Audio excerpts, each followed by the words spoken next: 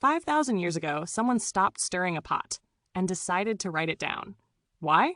Picture a dim room lit by oil lamps, somewhere between the Tigris and the Euphrates. Outside, the night hums with insects and distant water. Inside, a cook leans over a clay tablet, pressing a reed stylus into soft earth. Not prayers, not laws, not kings. Ingredients. This is the world's first recorded recipe. Long before cookbooks and celebrity chefs, ancient Mesopotamians were already obsessed with flavor. These clay tablets, small, cracked, unassuming, list instructions for stews made with meat, leeks, onions, garlic, milk, and aromatic herbs. No measurements, no times, just confident commands, as if the writer assumed you already knew the rhythm of the fire. And that's the mystery. Who were these recipes for? They weren't written for starving peasants. The ingredients were expensive, the techniques refined.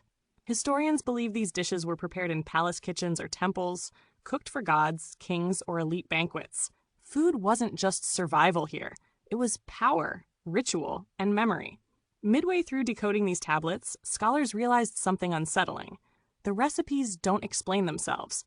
They assume a shared knowledge now lost, like overhearing half a conversation from a vanished world.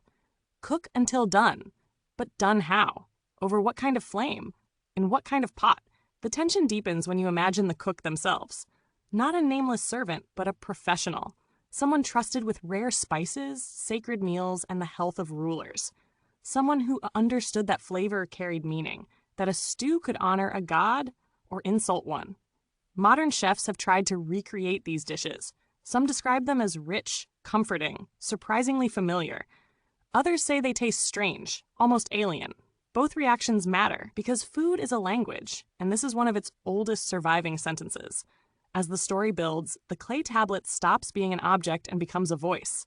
A whisper across millennia saying, we lived, we cooked, we cared about taste. The emotional climax isn't about what was eaten, but why it was remembered.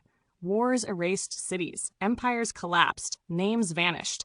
But someone thought a recipe was worth preserving, worth pressing into clay, worth carrying into the future. And here we are, thousands of years later, still listening.